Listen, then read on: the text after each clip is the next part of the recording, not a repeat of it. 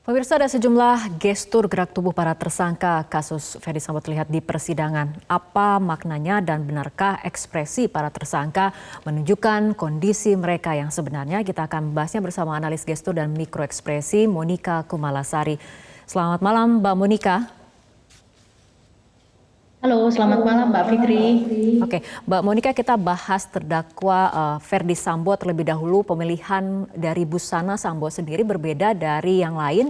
Dia memilih berbatik. Apakah ini ada makna atau apa yang ingin coba ditampilkan oleh seorang Ferdy Sambo? Ya, kita bisa tarik hipotesis dari apa yang kita lihat sesuatu yang berbeda.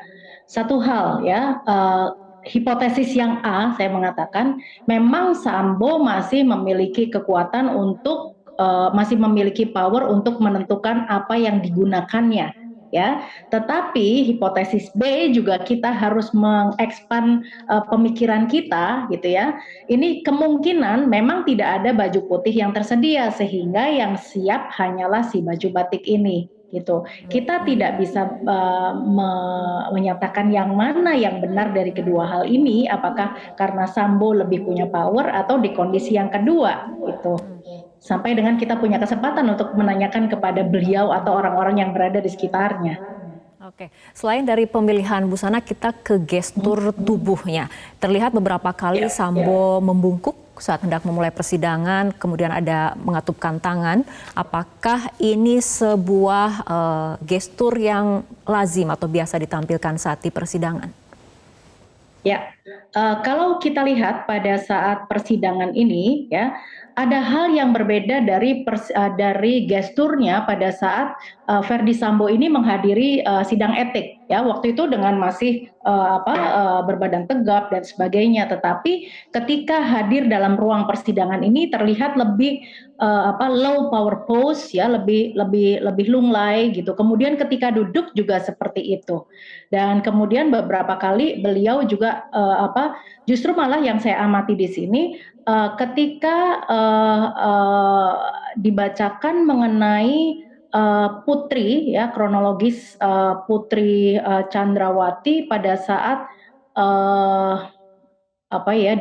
di rumah, ya, terus kemudian keluar dari kamar, terus kemudian bersandar gitu ya.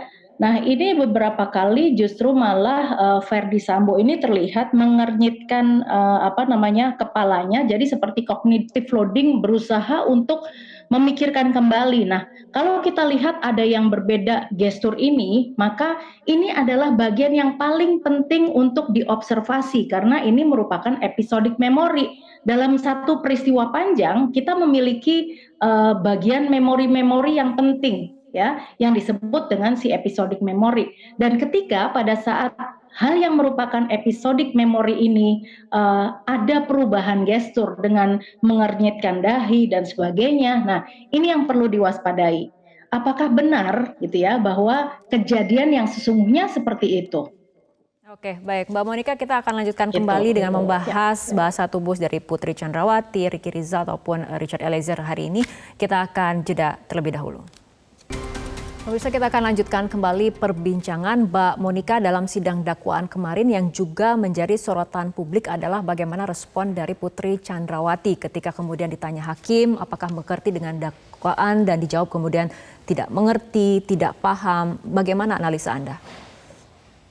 Ya, tidak terlihat ada gerakan atau ekspresi wajah yang menunjukkan bahwa beliau ini tidak mengerti. Karena ketika seseorang tidak mengerti, maka terjadi perubahan, ya, ada otot-otot di wajah, ada cognitive loading, berusaha untuk berpikir keras sehingga tidak mengerti. Ya, nah statement dari beliau ini sampai dengan diulang 2 kali tanpa ekspresi, ya, sepertinya memang sesuatu yang sudah dipersiapkan sejak awal, ya, sampai 2 kali. Dan ketika mengatakan tidak mengerti, tidak ada ekspresi yang secara spontan keluar. Ya, jadi saya boleh mengatakan bahwa seperti di re-engineering ekspresinya. Ya, berbeda dengan ketika beliau di awal-awal, ya, hadir di persidangan. Terus kemudian juga terlihat dari nafasnya yang dari pernafasan dada, lebih cepat nafasnya, kemudian menghela nafas, dan kemudian ada tercekat di tenggorokan gitu ya. Dan ketika di bagian akhir, kalau kita mencermati, beliau sempat menangis ya, jadi gerakannya lebih menunduk, kemudian seperti mengusap air mata ya. Nah, usapan air mata bisa menunjukkan kesedihan atau emosi-emosi yang lain ya. Observasinya dari para saintis mengatakan bahwa kesedihan itu munculnya dari tengah di sini, keluar dari pelupuk mata ya. Tetapi arah yang beliau usap adalah di ujung air matanya. Nah, ini perlu observasi lebih mendalam lagi untuk emosi yang tidak sesuai ya dengan apa yang pesan nonverbal yang ingin disampaikan. Oke, ketika kemudian terjadi perbedaan respon tadi Anda katakan ketika kemudian mendengarkan dakwaan, Mbak Monika mengatakan ini lebih tanpa ekspresi, sedangkan pada saat mendengarkan eksepsi yang dibacakan oleh pengacaranya kemudian Bu Pece ini menangis. Ini perbedaan seperti apa yang Anda baca dari respon bahasa tubuh yang ditunjukkan oleh Pece? Ya, jadi gini, pada saat tidak mengerti dakwaannya, ya, sesuatu yang tidak spontan, artinya sudah dipersiapkan jawabannya, ya.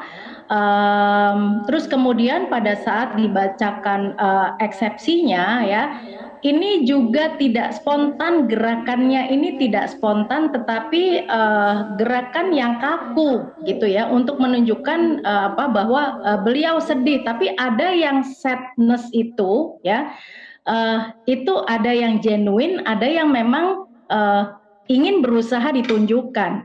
Nah, pada saat kita melihat yang seperti ini ya, tidak ada spontanitas, dan ya, seperti yang kita lihat ini, ya, tidak menunjukkan spontanitas. Juga dalam hal berekspresi terhadap kesedihan.